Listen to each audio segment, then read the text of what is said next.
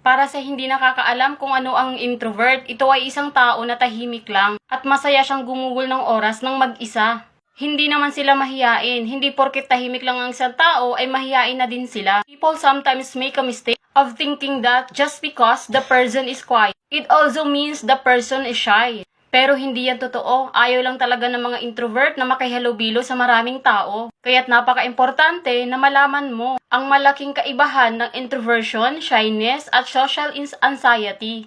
Introvert lang talaga sila at hindi sila sobrang mahiyain at lalong-lalo na wala silang social anxiety. May mga pag-uugali silang kakaiba. Kung tatanungin mo ang isang introvert na kung ang ugaling ito ay maganda ba para sa kanya, sasabihin niyang oo. Kung ikaw ay extrovert, hindi mo maiintindihan ang mundo ng introvert. Parang may kakaiba sa galaw nila. Sa mga introvert naman, may napakagandang dahilan kung bakit nila ginagawa ang mga ginagawa nila. May mga bagay na hindi alam ng karamihan ang tungkol sa taong introvert. Kaya heto ang katangian ng isang introvert. Masaya sila kahit mag-isa lang sila. Maraming rason kung bakit masaya sila sa tuwing sila ay nag-iisa.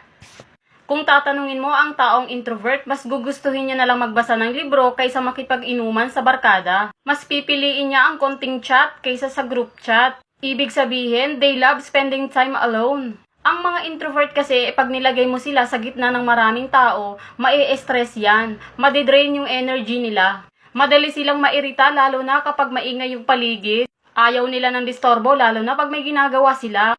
Kapag maraming distraction sa paligid, hindi nagagana yung utak nila. Kasi hindi sila makapag-isip ng maayos. Dapat maintindihan mo sila para hindi mo naman maisip na sila ay malungkot na tao. Hindi sila malungkot, may sarili lang silang mundo, na ang kasama nila ay sarili lang nila mismo. Gusto nila ang mga ideya nila, gusto nila magpantasya, gusto nilang lumikha ng mga kakaibang bagay, gusto nilang magbasa, gusto nilang mag-relax mag-isa. Kaya ka rin naman nilang pasayahin, pero depende kung sila ay komportable na sumama sa'yo.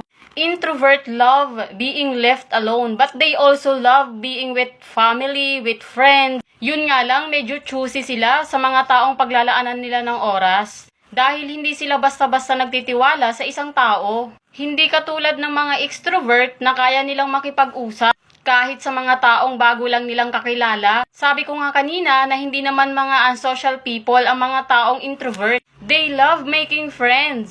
Namimili lang talaga sila ng mga taong kakaibiganin. Yun bang pasok sa standards nila, sa mga gusto nila, yung kilala na talaga nila. Kaya nga kunti lang ang kaibigan ng taong introvert. Marami naman silang kakilala pero hindi nila kaibigan ng lahat. Bilang lang ang mga kaibigan nila. They also crave love, acceptance, acknowledgement, and a sense of being wanted. Kaya dapat naiintindihan natin sila.